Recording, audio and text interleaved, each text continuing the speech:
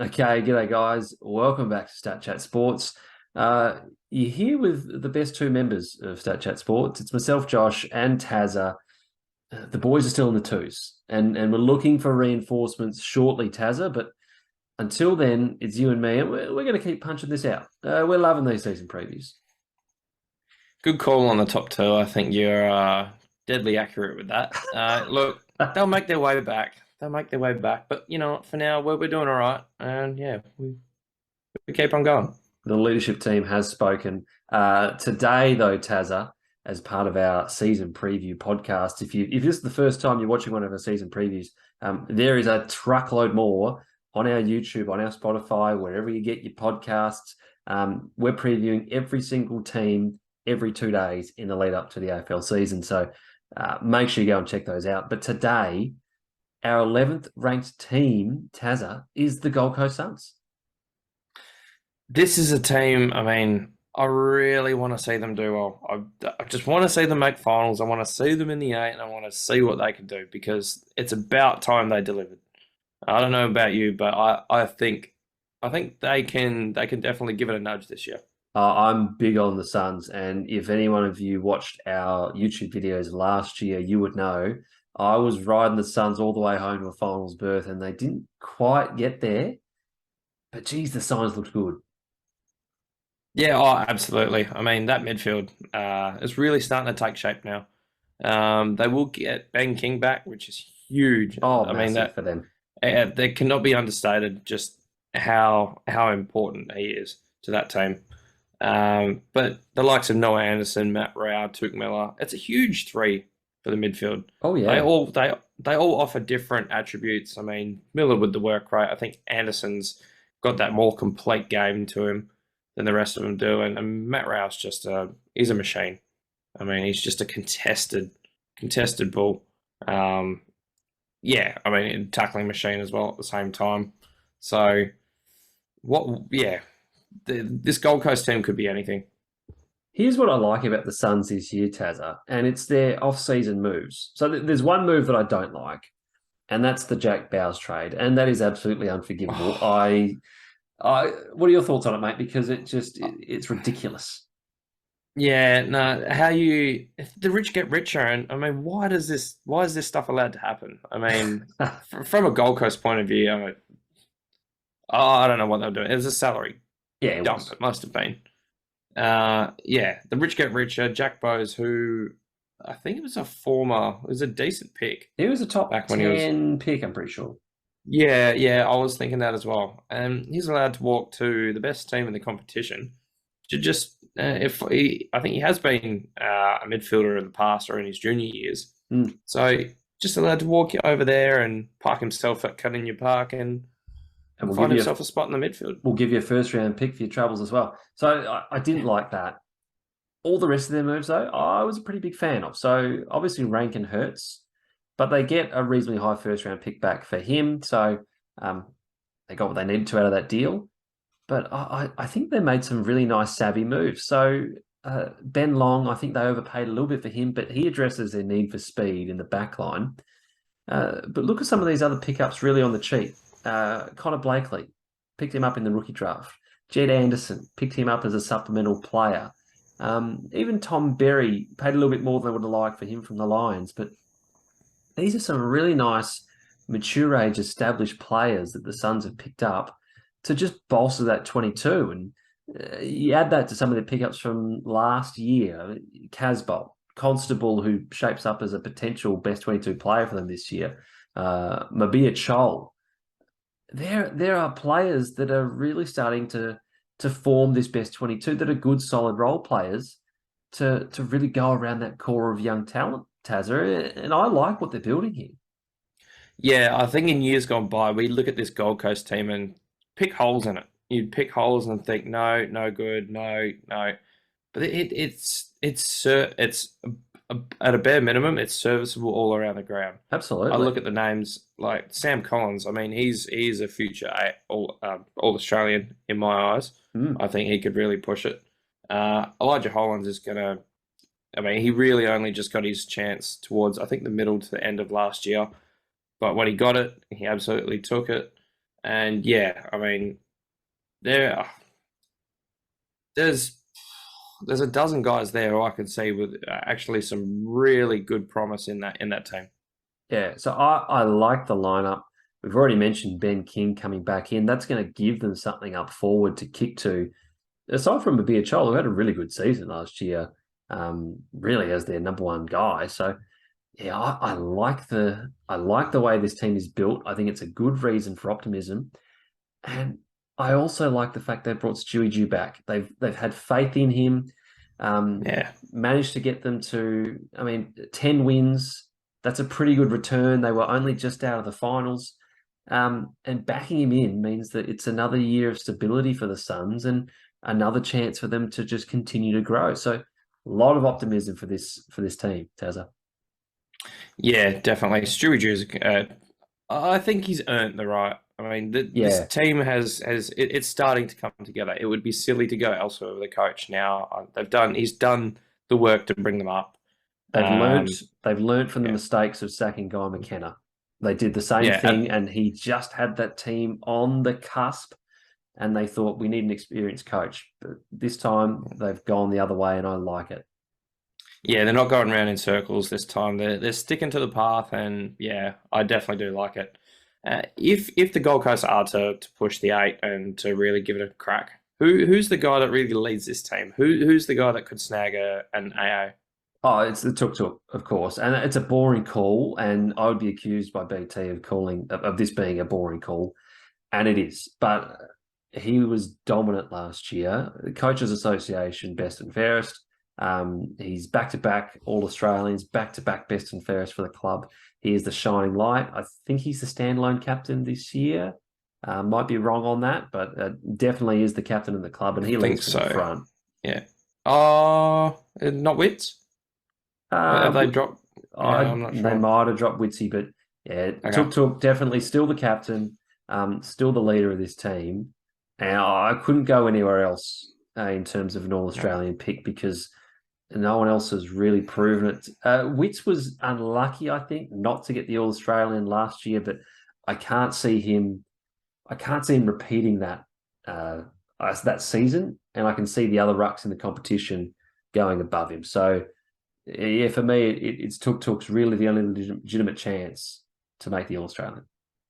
Yeah, with a work rate like that, it is completely unrivaled. There is no one that works that hard in the competition. I could sit here and go through every single player in the competition. You are not finding the sheer just will to enter every contest and just to battle for every ball. It's quite unreal, and that's yeah, good call because it's an obvious call. It's a good call, but you have to go there because he's just so dominant.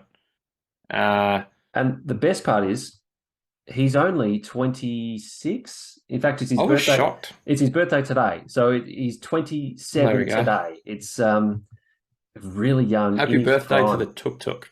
Yeah, we love that. Shout out to the Tuk If you're Tuk. listening. You're probably not, but look, if you by any chance you are, happy birthday, mate.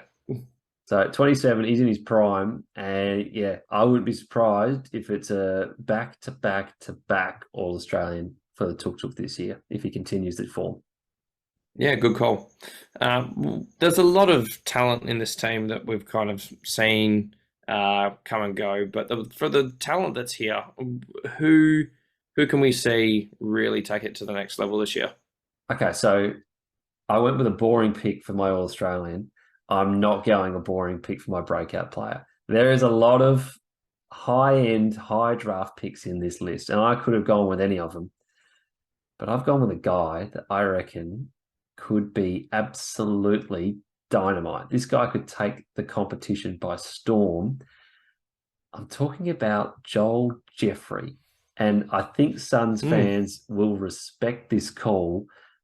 This guy's an absolute live wire. So he won the Rising Star nomination last year for a 5 goal performance against the Doggies.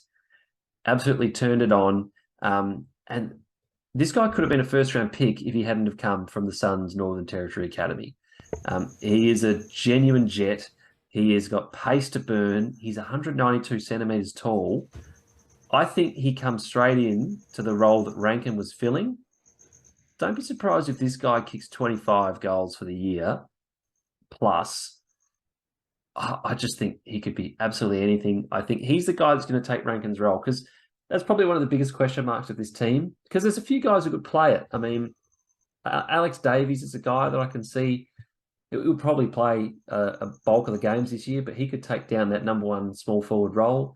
Roses Jr. as well. I like him for pace, but I think Joel Jeffrey is just something else. He's got that height on his side, and I always see him as a bit like Ugle Hagen for the Dogs, where if he can be that third tall, and he's got Chol around him, he's got Ben King back.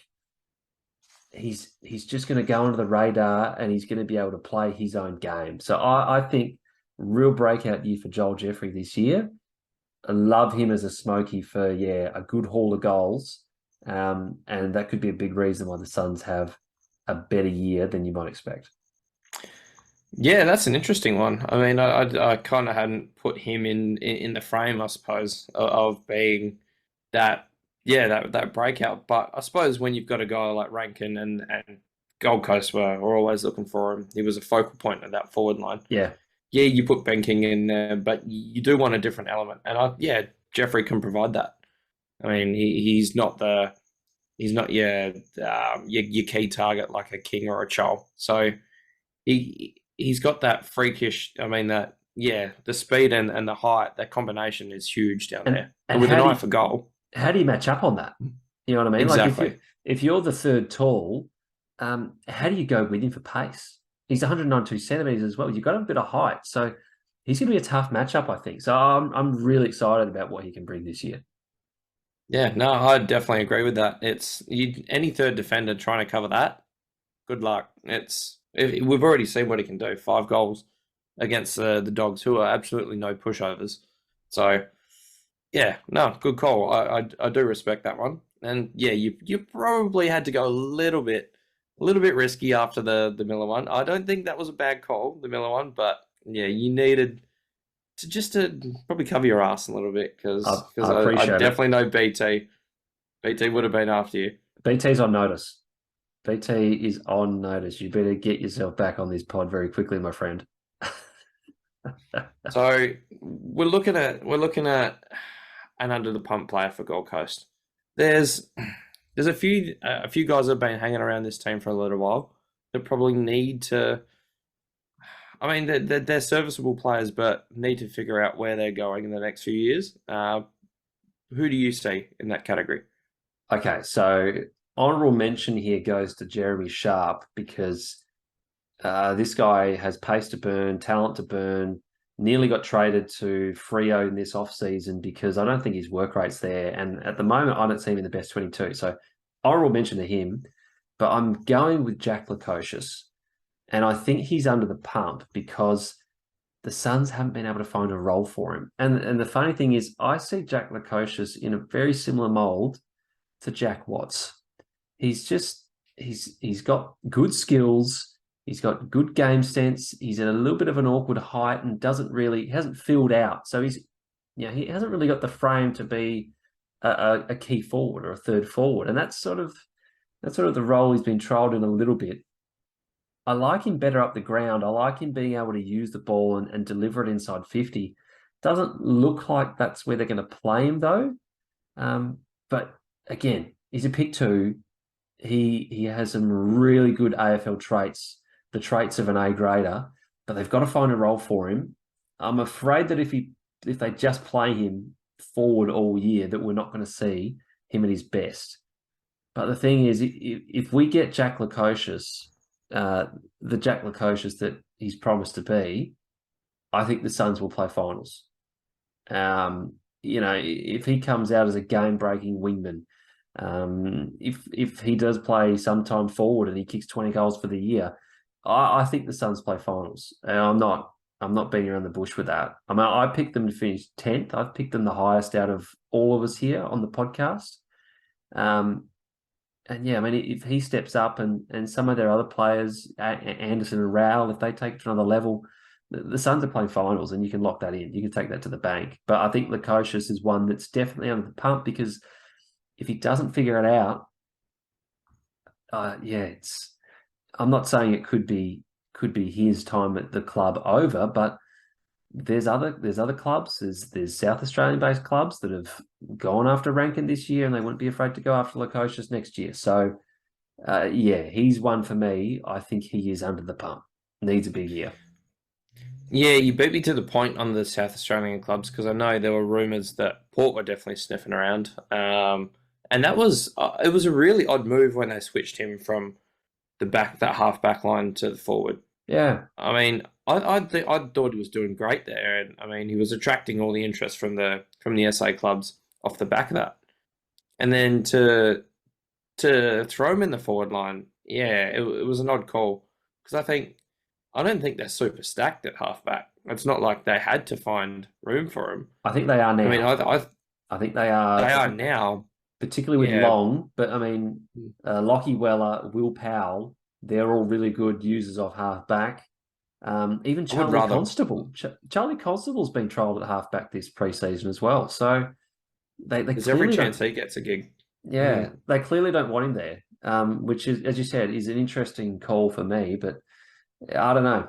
I don't know. He's one that we're going to watch this season with interest. I think to figure out where he fits.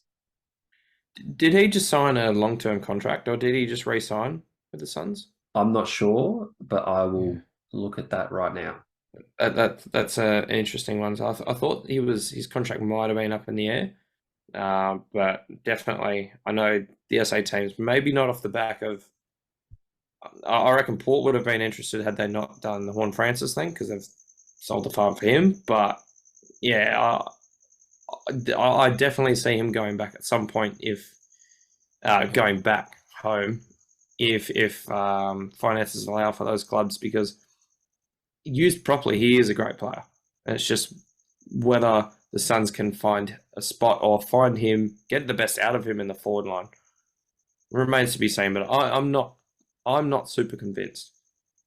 And not starting any rumors, but did go to high school with Isaac Rankin, so it could Ooh, that could be a pretty big pickup for Adelaide in the off season, I think. But certainly for Suns fans, you're looking to see him, really find a role, really play to his strengths. Because he's, like I said, I think he's crucial for the Suns' chances this year in getting their maiden finals berth. yeah, they definitely need one of those guys to just pop up from, well, not pop up, but they need those guys to step up if they really want a shot. So, a question for you, Tazza. Out of all these top 10 picks that they've had in the last 5 years, King, Rowell, Anderson, Hollands, Lukosius. I'm probably missing some as well because they've had a lot of them. But who do you think is out of that list is going to take the next step and be an A grader this year and almost be pushing that All Australian squad of 40? Noah Anderson. I'm pretty bullish on Anderson. I think he definitely took it to another level last year in 2022. But I think he just has what it takes to really push it. I think he's got the all round game. Yeah. He's got the endurance. He's got his disposal's pretty decent. He can win his ball. I think he ticks all the boxes really of just being just a genuinely good midfielder. So I would take Anderson. I mean, Ben King is awesome. Key forwards like that don't grow on trees. So you can look at it that way, but I think I'm taking Anderson I before any agree. of those. I agree. I think King, I'd love to see what he does this year, but you got to keep in mind he's just coming off an ACL. So Mm. I think he probably comes on a bit stronger in the back half of the year, but it is going to be really exciting to get him back in the lineup. Look, Suns fans, I think I might be your number one fan here. I'm a big fan of the Suns this year. I think all of us are going to love it if the Suns have a good year and make it to the finals. I think it's good for footy if the Suns are up and about, Tazza. So can't wait to see what they do. I think if the Suns make finals this year, you need to be buying a membership. Yeah, Yeah, yeah, yeah, yeah. good. Yeah. I'll get a Suns Mm. membership for next season if the Yes. Suns play finals this year. And I don't know the logistics of it, but if the Suns have a home final, gee whiz, I'd like to be there. I don't Wow, know. I don't know how I'd get across there. I don't know if I'll get the tickle it's a approval long from drive, so you'd want to be flying, I think. road trip to the Gold Coast for a final. Oh Ooh, boy, StatChat that would goes be on the worth road. crossing the Nullarbor for. Yeah. I hope this doesn't get clipped, and I hope I'm not having to try and figure out how I'm getting to the Gold Coast in September. But look, I'd love to see it. If you're a Suns fan out there and you're watching this, we love that. Give us a subscribe, give us a like. Let us know who you're excited for this year if you're a Suns fan. And if you do think that this is the year that they're going to play finals, tell us about it. Tell us why. Tell us why you're excited. Look, aside from that, more AFL previews coming out every 2 days as we get ever closer to the start of the AFL season. We can't wait for it. Looking forward to getting the rest of the boys back on the pod. Haven't had the call for a podcast so far this season. Next preview might be the one that happens. So either way, stay tuned for that. Tazza, nice work from you, mate. Great to have you on board. And as always, we'll see you in the next one. Cheers.